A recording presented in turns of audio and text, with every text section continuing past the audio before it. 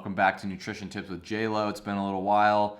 I've been busy, and I just felt like making a video because we are like a week away from our first official real race of the season, and hopefully what will turn out to be some actual race weekends for the qualifiers and the Western Regional Championships later on this year. So I'm sure you guys are all super excited, and you'll be able to put all of your hard training and good work to use that you've been doing throughout since the summer. I mean, think about how much good training we've put in since the summer, roller skiing and mountain adventures and treadmill technique work, all the early season skiing with the good snow we had, and the time trials and the hard interval sessions and all this stuff. And so this is like the cool time of the year where we're actually going to be able to race and do some competition, and something that I just wanted to kind of reinforce and talk about is a little bit of a trend pattern that I've sort of seen over the course of the couple of years I've been here and just even this season. And that's just kind of struggling a little bit to fuel properly and effectively for some of those harder intensity sessions or races. And I know that it's a very common struggle. So many athletes across ages and sports really struggle with this because it's just not something that we necessarily think about. Like, there's so many other things going on when we're trying to do intervals or trying to do a race. Our skis and our wax and our clothes and where we're doing the intervals and what the intervals are and what the plan is and all this stuff.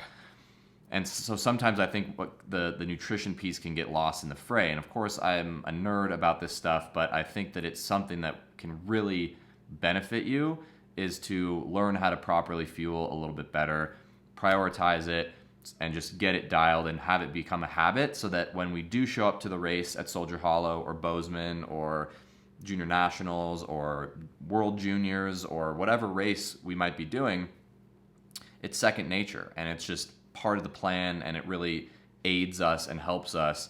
And whether it's a World Junior Championships 10K or a interval session, on roller skis, it's kind of the same thing. We just need to eat food and fuel properly in the right amount of time to do that. So just really quickly, I put out a little PDF thing a few weeks ago in the email about sort of dialing in your pre-race breakfast, and the same kind of rules apply here for making sure that you have enough energy in the tank, enough carbohydrates in the tank, because carbohydrates are the preferred fuel source for any sort of high intensity exercise and activity. And so if we have a low tank, just like in our car, it's going to be hard to actually get that workout done and feel good.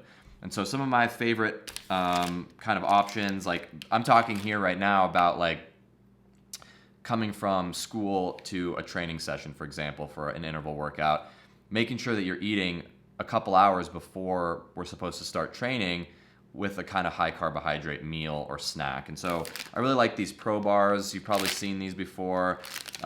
These are great because they are a really good source of calories and good source of carbohydrates. I mean, one of these bars has 50 grams of carbohydrates. So before exercise, we want to aim for about 1 to 4 grams of carbohydrates per kilogram of body weight. So for me, that's about 70 to 100 grams of carbs in sort of my pre-exercise, pre-race, or pre-intensity meal.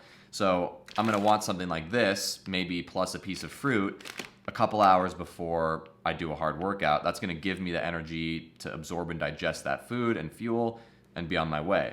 Other options are like toast, bread, bananas, even things like applesauce can be great.